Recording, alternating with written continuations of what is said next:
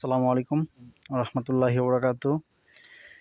তো হচ্ছে এই গরুগুলো যেহেতু আপনার দুর্বল প্লাস একটু কৃমির সমস্যা আছে, সেখানে হচ্ছে আপনার এগুলোকে কৃমির ডোজ দেওয়া হচ্ছে তার বয়স এবং ওয়েট অনুযায়ী। আর বাচ্চাকে কৃমির ট্যাবলেট দেওয়া হয়েছে আপনার।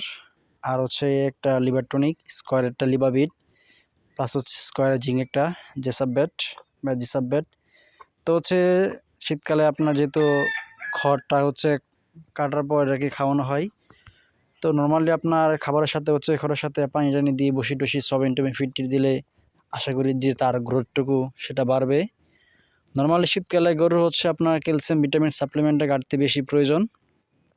আর দেখেন একটা বিষয় হচ্ছে কৃমির ক্ষেত্রে অনেক কারণ হচ্ছে আপনার চোখের দুই পাশে যে পানি জড়ে, পেঁচু আসে, প্লাস হচ্ছে অ্যালার্জির সিমটম থাকে। তো আশা করি কৃমির ডোজ দিলে, লিভারটনিক জিঙ্ক দিলে তাদের যে গ্রোথটা অনেকটা ইমপ্রুভ হবে। তো বর্তমান সময়ে হচ্ছে শুধু খড়টর খাওয়ালেই চলে না, সব কিছুই প্রয়োজন আছে। সেই হিসাবে হচ্ছে আপনার একটু গাভীর প্রতি যত্ন নেবেন। আর যাতে হচ্ছে আপনার ইফিমেরাল ফিভার আছে বা মিল ফিভার যেগুলো হচ্ছে, বা বোবাইন ইফিমেরাল ফিভার যেগুলো এড়ানো যায়, সেগুলোর জন্য আপনার হচ্ছে ক্যালসিয়াম ভিটামিনের যে মিনারেল ঘাটতিগুলো সেগুলা সাপ্লাই করবেন।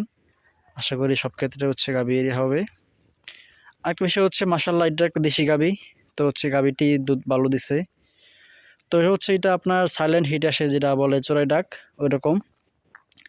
তো লক্ষণটা ওরকমভাবে বোঝা যায় না। আশা করি এটাকে কৃমির ডোজ দিলে, সুলা বুট টুট খাওয়ালে ওরকমভাবে লক্ষণ প্রকাশ করবে। তো হচ্ছে সাইলেন্ট হিটে কিছু লক্ষণ আছে, সেগুলো খেয়াল রাখলে আশা করি আপনারা সেটা বুঝতে পারবেন। সকলকে ধন্যবাদ। আসসালামু আলাইকুম রহমতুল্লাহি ওয়া বারাকাতুহু।